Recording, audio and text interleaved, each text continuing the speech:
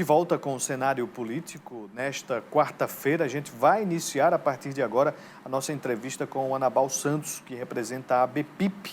Você de casa pode participar através das nossas redes sociais que estão aparecendo aqui na tela. O nosso WhatsApp é o 988028979. Mande a sua pergunta sobre este assunto que realmente é muito importante.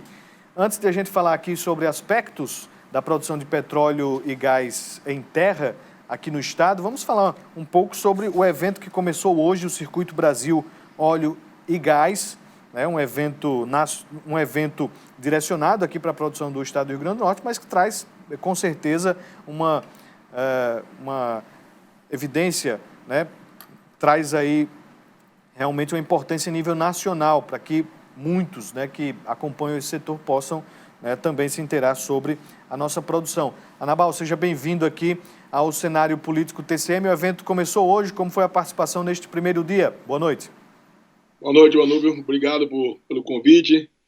E o evento foi muito produtivo, né?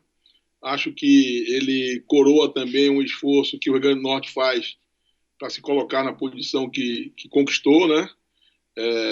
Todo mundo repete isso e a presidente Larissa da Potiguar falou isso, a satisfação que todos nós temos, né? Porque eu também me considero um pouco potiguar, e em todos os eventos de petróleo, que tem havido muitos, inclusive, as pessoas que se referem ao onshore sempre fazem uma relação com a feira que houve aí, a Mostra Óleo e Gás, que inclusive vamos falar um pouco sobre ela, que já tem esse ano, já está definido o que vai acontecer de forma digital.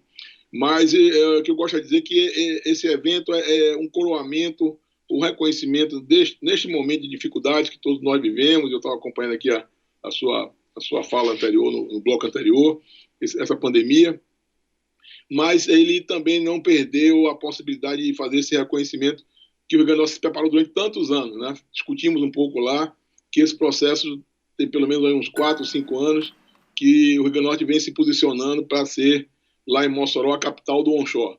Então é com muito prazer que eu estou aqui e podemos discutir um pouco aí sobre esse evento e repercutir esse primeiro dia do evento.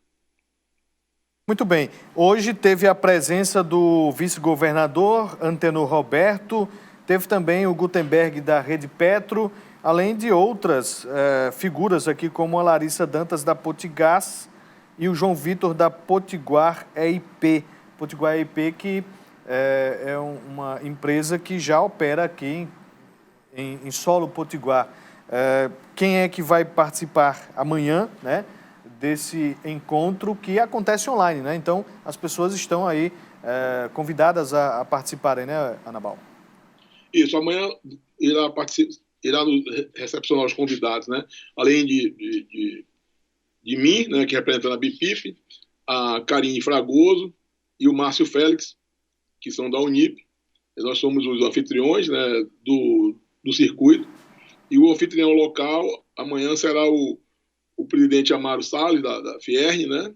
Teremos também aí a presença do Zé Camelo, do Sebrae, os dois representantes das empresas operadoras, que é o Ricardo Savini, que é o CEO, o presidente da 3R, né, que também é uma empresa que opera aí no Rio Grande do Norte, e um representante da Petromais, além do senador Jean Paul Prats, que iremos também discutir basicamente esses assuntos que afetam ao onshore brasileiro e, em particular, a bacia Potiguar.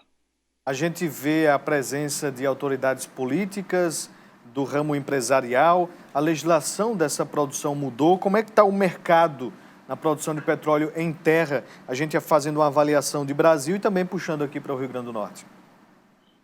Eu diria que está em ebulição, né?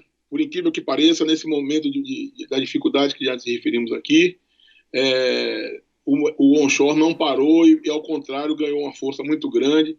E esse circuito Brasil Oil and Gas tem na verdade, não é um evento único, né? Ele acontece toda semana, sempre às quartas-feiras, às 16 horas. E, inclusive, como eu falei na chamada aí que você nos deu o privilégio de colocar na programação de manhã,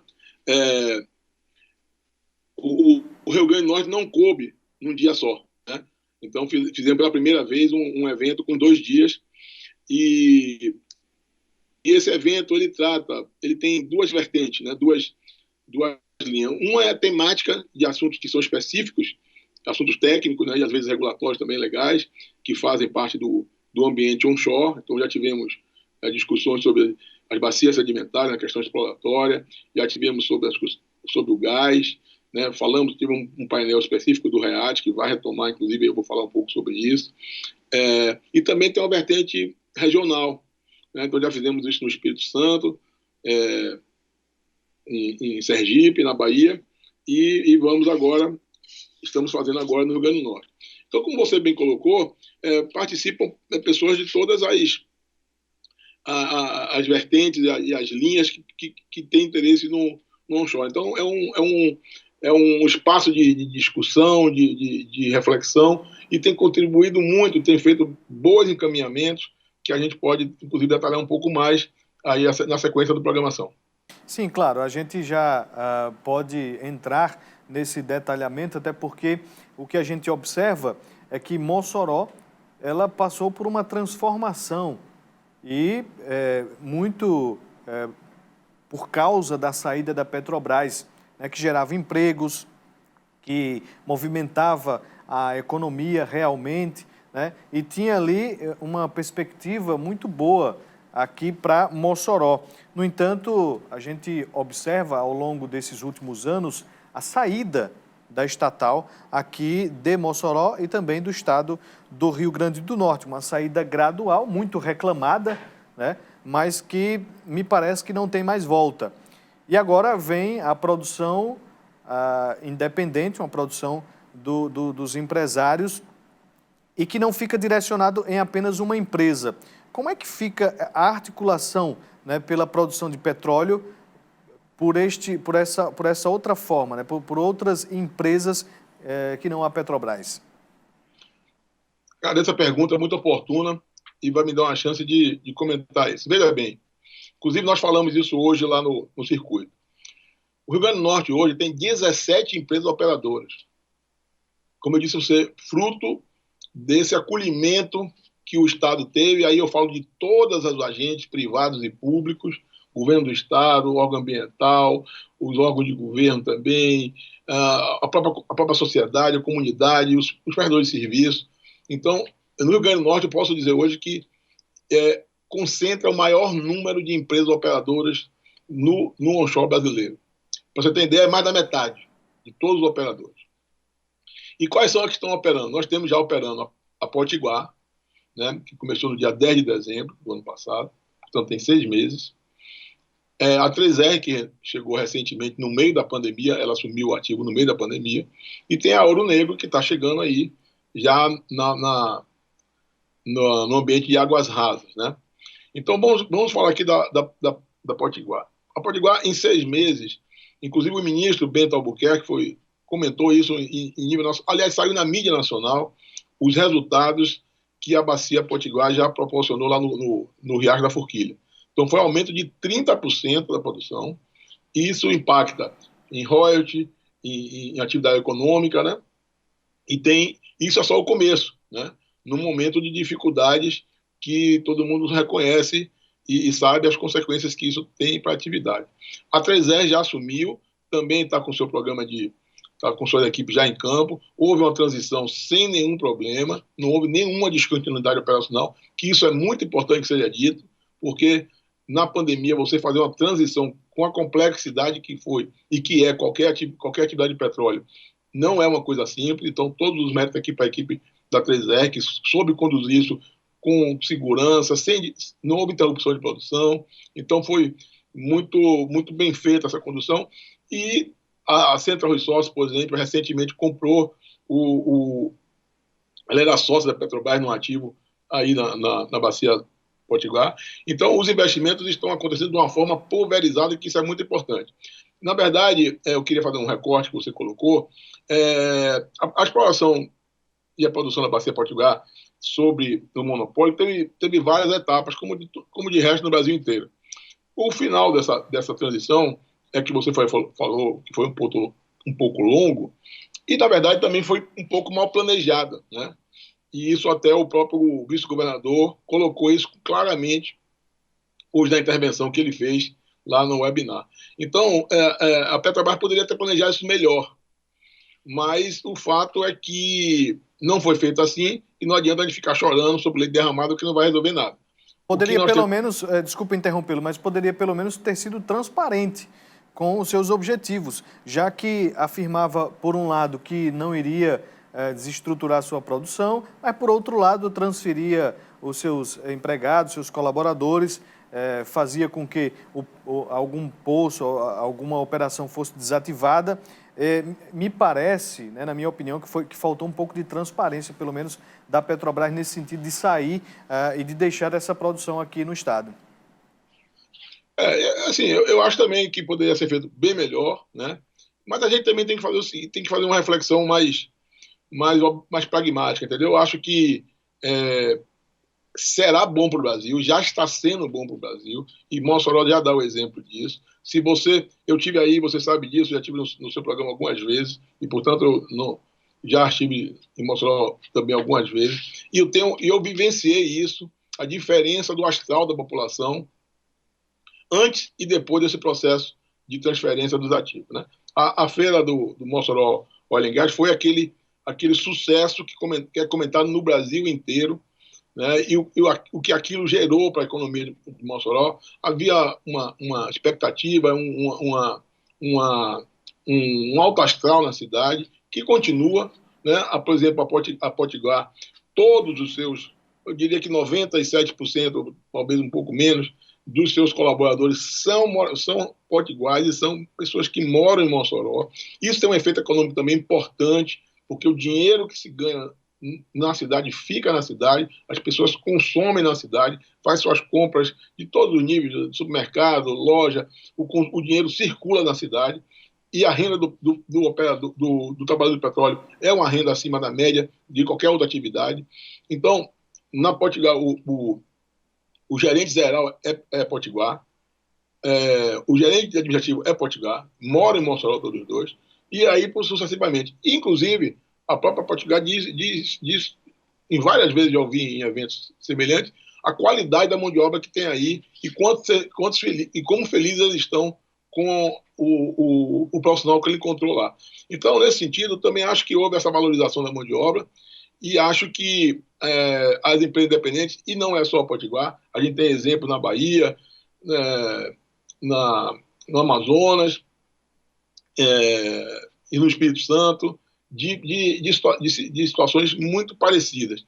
Então, estamos trabalhando para resgatar um passivo que essa época aí do monopólio deixou para o onshore.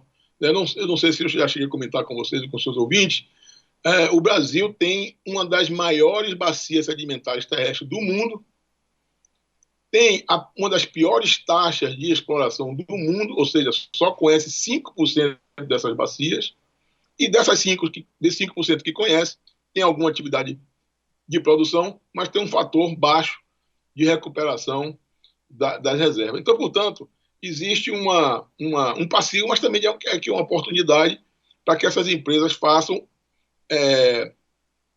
através de investimento de tecnologias que já têm, resgatem isso e traga o petróleo da superfície, porque recurso natural, petróleo no subsolo é recurso natural, não é riqueza. Ele só é riqueza quando sobe e é produzido. E é para isso que nós estamos trabalhando, para trazer riquezas, para que a gente possa gerar benefício socioeconômico para o entorno dessas áreas. Por favor, eu queria que o senhor comentasse aqui como é que é este tipo de produção em outros países. Como é que funciona essa produção independente? Veja, vamos começar aqui pelos nossos vizinhos, né? Existe um estudo da ANP que diz o seguinte: se você comparar produção, reserva e atividade produtiva no onshore, o Brasil perde para todos os nossos vizinhos sul-americanos. Peru, Equador, Colômbia, Bolívia, México. O México já é um pouquinho mais acima, já é a América Central. Mas México, Venezuela nem fala, porque tem Mas, enfim, nós perdemos de goleada para o onshore de qualquer um desses países que vamos convir que a área geográfica do Brasil é algumas dezenas de vezes, e se duvidar, talvez mais, do que a área de países menores, como esses nossos vizinhos. Então, nós temos assim, uma dívida, o Brasil tem uma dívida com o onshore muito histórica, né? Por exemplo, um outro dado, nós perfuramos durante a vida inteira do Brasil, né, na atividade exploratória, 70 e tantos anos, menos do que os Estados Unidos perfura por ano. Então, só para vocês terem uma ideia de o quanto nós temos desperdiçado esse potencial econômico, né? Então, não tenho dúvida que a exploração nos outros países tem também algumas particularidades, né? Aqui na América do Sul são basicamente o mesmo formato, concessão, como a gente fala, tem aqui, e a produção por poço dos países da América do Sul são mais ou menos semelhantes do que a gente tem aqui. Nos Estados Unidos, você tem uma ideia, a nossa produção por poço no onshore é cerca de 20, 30 barris, né? O que é isso, 20, 30 barris? É uma caixa d'água de uma casa popular, né? O volume é esse, só para você ter uma ideia. Nos Estados Unidos, existe metade dos poços produtores lá produzem até 1 barril. Então, você vê que a gente tem ainda muita possibilidade de, a partir do momento que a gente aumente o nosso plantel de poços, né, e de áreas também, a gente tem um potencial muito grande de produzir. Então, um outro dado que é importante, um estudo feito pelo MME demonstra que hoje nós estamos produzindo em torno de 80 mil, 90 mil, vamos fazer uma conta simples para facilitar a conta, 100 mil barris de petróleo por dia em terra. No Brasil, a produção total do Brasil é quase cerca de 3 milhões. Então, você já tem uma dimensão bem clara de quanto pequena é a produção onshore em relação à produção total do brasileiro. Mas o MME fez um estudo, na época que estava se construindo o REAT, que é um programa importante que talvez vale a pena a gente falar a seguir, ou em algum momento que você achar que seja adequado. A estimativa do Ministério da Minas e Energia é que nós temos um potencial para chegar a 500 mil barris por dia, ou seja, multiplicar por 5 a nossa produção. E o que é que significa isso? Significa que nós perdemos, nos últimos 10 anos, 29 bilhões de reais por ano. Se nós estivéssemos produzindo os 500 mil barris, que tem potencial, e eu não tenho nenhuma dúvida que isso vai se chegar, nós temos um desperdício de 400 mil barris, né? Se nós produzimos 100 e podemos chegar a 500, nós temos um desperdício de 400 mil barris. Se você multiplica isso pelo preço do barril na década passada e pelo câmbio da década passada, nós vamos chegar a esse volume de 29 bilhões de reais por ano. Isso é dinheiro em qualquer lugar do mundo. E nós não podemos continuar desperdiçando essa possibilidade de geração de riqueza. A gente vai fazer mais um intervalo. Na sequência, a gente vai falar um pouco mais sobre o REAT, como é que está aí esse plano de revitalização. Vamos fazer um intervalo, já já a gente volta.